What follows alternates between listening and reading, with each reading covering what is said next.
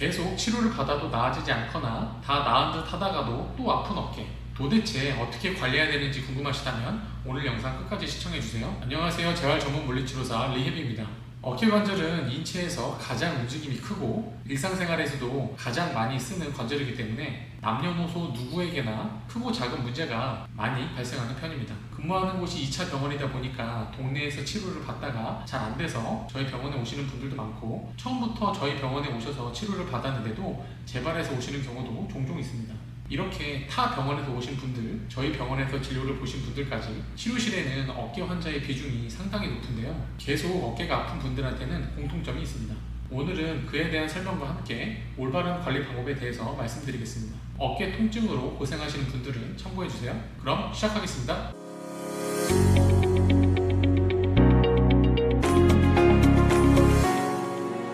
먼저 환자분들이 치료받는 과정을 살펴보겠습니다. 어깨가 아프면 병원에 가시겠죠? 많이 아프지 않아서 그냥 참는 분들도 있는데요. 이렇게 하다가 병을 더 키워서 오시는 분들도 많습니다. 검사를 해보고 수술 케이스가 아니라면 진료실에서 할 수 있는 처치는 주사, 약 처방 정도가 있을 거예요. 현재 가지고 있는 통증이 염증이었던 분들은 주사 맞고 통증이 감소가 되겠지만, 염증으로 인한 통증이 아니었던 분들은 주사를 맞아도 효과가 미비할 겁니다. 그럼 이분들은 관절 범위에 제한이 있지는 않은지, 어깨 어딘가에서 마찰이 일어나고 있지는 않은지, 아니면 불안정하진 않은지, 이런 기능적인 문제를 체크를 해서 재활을 하셔야 됩니다.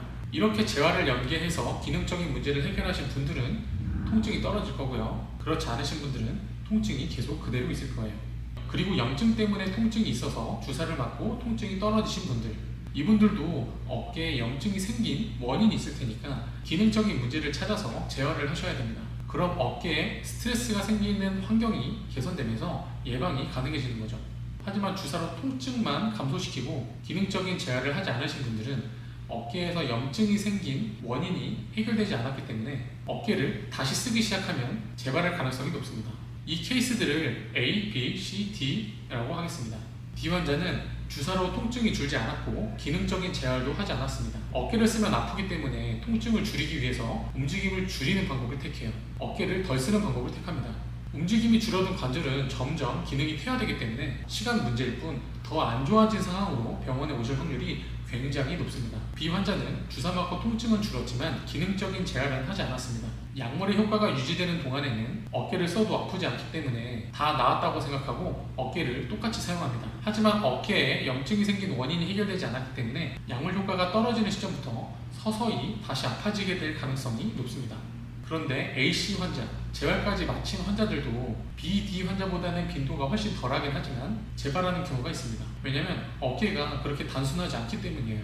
어깨 통증은 큰 외상이 아니라면 대부분 기능적인 문제에서 시작됩니다. 노화에 의해서 문제가 생겨서 병원에 오신 분들도 기능적인 문제를 동반하고 있습니다. 그리고 정말 이유를 알 수 없는 특발성 오십견을 제외하면 대부분의 오십견은 어깨에 스트레스 상황이 주어지면서 염증기가 시작됩니다. 그래서 어깨를 정확하게 치료하려면 관절 범위 회복은 기본이고, 견갑대, 숄더 거들이라고 하죠. 이 견갑대를 움직이는 근육들이 올바르게 쓰이도록 노력해야 됩니다.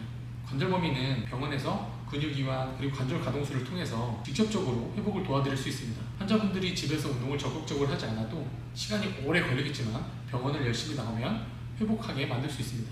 하지만 견갑대 근육들을 올바르게 쓰도록 하려면 스스로 노력해야 됩니다. 제가 올바르게 쓰는 감각을 느끼도록 교육해 드릴 수는 있지만 스스로 노력하지 않으면 뇌가 그 움직임을 저장하지 못해요. 그러니까 집중해서 운동하는 상황에서는 통증 없이 잘 사용할 수 있지만 의식하지 못하는 일상생활에서는 또 스트레스가 가도록 사용하게 되는 거예요. 이게 어려운 부분입니다.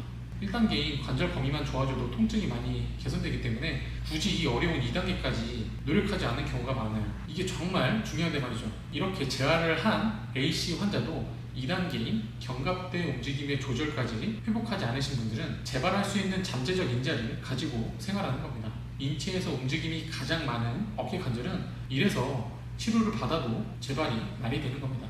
환자분들은 안 나와서 답답하고, 저는 환자분들이 운동을 안 해서 답답하고. 그럼 어깨 통증에서 벗어나려면 어떻게 해야 되나요? 앞에 다 나왔지만 정리해서 설명드릴게요. 진료실에서 검사를 하고 염증 소견이 있으면 염증 치료를 합니다.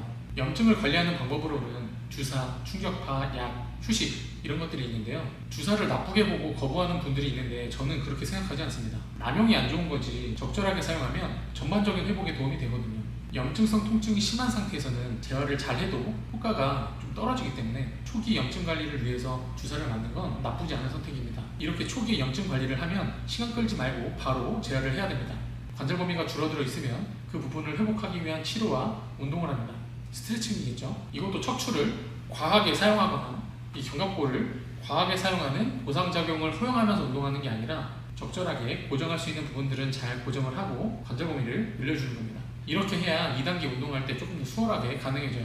관절 범위에 제한이 없거나 많이 회복되신 분들은 2단계 견갑대 근육들을 조절하기 위한 재활을 합니다. 쉽게 표현해서 근력 운동이라고 표현하기는 하지만 제대로 쓰지 않아서 스위치가 꺼진 근육들의 스위치를 켠다 혹은 활성화시킨다 라는 표현이 조금 더 정확합니다. 견갑골의 세팅부터 안정화 그리고 견갑골과 상하골의 협응까지 생각하면서 재활을 합니다. 근육의 스위치가 켜지면 그때 부하를 높여서 운동을 진행하고요. 이렇게 근육들이 상호작용을 해서 올바르게 쓸 수 있도록 노력해서 내가 의식하지 않은 상태에서도 올바르게 쓸 수 있을 때까지 반복해 주시는 게 좋습니다. 쉽게 표현해서 몸이 기억할 때까지 하는 거예요. 이 과정이 지겹기도 하고 쉽지 않지만 이렇게까지 재활을 마치신 분들은 재발 가능성이 정말 낮아집니다. 어깨 통증 어렵지만 기초부터 차근차근 노력하면 좋아질 수 있습니다. 어딘가에 손상이 있더라도 완벽한 수술 적응증이 아니라면 통증을 0에 가깝게 유지하면서 살 수는 있어요. 그러니까 어깨 문제로 고생하시는 분들 오늘 내용 참고하시고 정확하게 재활을 하셨으면 좋겠습니다. 아시겠죠?